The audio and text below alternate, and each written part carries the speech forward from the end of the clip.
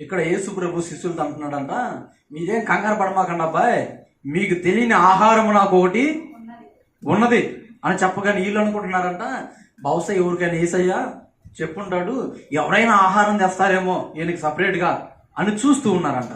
కానీ యేసయ్యకున్న ఆకలి ఏంటో తెలుసా?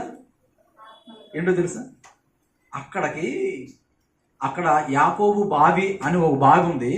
ఆ బావి దగ్గరికి ఒక సహోదరి రాబోతుంది. తెలుసా?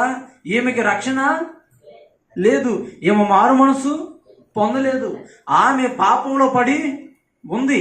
ఆమెను రక్షించాలి అనే ఆకలి ఈయనకుంది. ఎవరికి? యేసయ్యకి. యేసయ్యకున్న ఆకలి ఏ ఆకలి అది అంటే ఆయన అంటాడు, మీకు తెలియని ఆకలి, మీకు తెలియని ఆహారము నాకు ఒకటి ఉంది, అది ఆల్రెడీ సిద్ధంగా ఉంది, నేను ఇప్పుడు అక్కడికి వెళ్ళాలి అని చిన్నగా ఆయన అక్కడికి వెళ్ళి ఆమెతో మాట్లాడతాడు. ఆమెతో మాట్లాడినప్పుడు ఆమె కూడా ఆశ్చర్యపోయి, ఈయనేంటి నా చరిత్ర అంతా చెప్పేస్తున్నాడు కదా. ఆశ్చర్యపోయి, అయ్యా మరి నేనేం చెయ్యాలయ్యా అని దేవుణ్ణి అడిగినప్పుడు ఆయన అంటాడు, నేను ఇచ్చే నీళ్లు నువ్వు తాగితే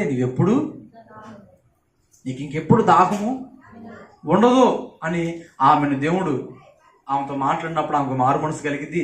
మారు మనసు కలిగిన ఆమె అక్కడ ఆగిద్దా? యేసయ్య కలిగి ఉన్న ఆకలి ఆమెలో కూడా ప్రవేశించింది. ఆమె కూడా వెళ్ళి ఏం చెప్పింది? అక్కడికి వెళ్ళి వారందరికీ కూడా యేసు గురించి ప్రకటించింది.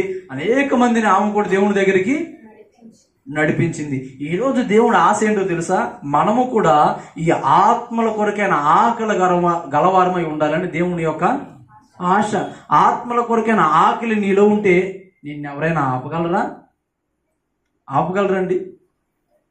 ఒక ఆత్మను రక్షించాలని నువ్వు తీర్మానం చేసుకొని వెళ్ళి చెప్పాలని ఆశ కలిగి ఉంటే ఆపగలరంటే ఆపలేరు. కాకపోతే మనకు ఆకలి లేదు. ఏమి లేదు? ఆకలి లేదు.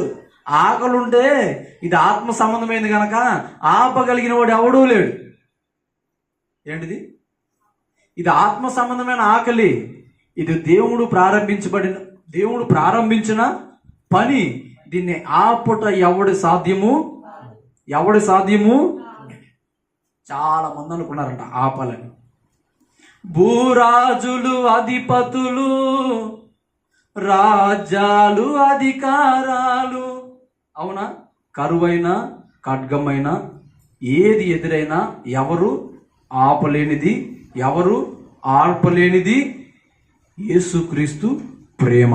ఇది ప్రతి పాపి చెంతకి ప్రవహిస్తూనే ఉండిద్ది. ప్రతి పాపి చెంతకి ప్రవహిస్తూనే వాళ్ళని పరిశుద్ధపరుస్తూనే దీన్ని ఎవ్వడు కూడా ఆపలేడు.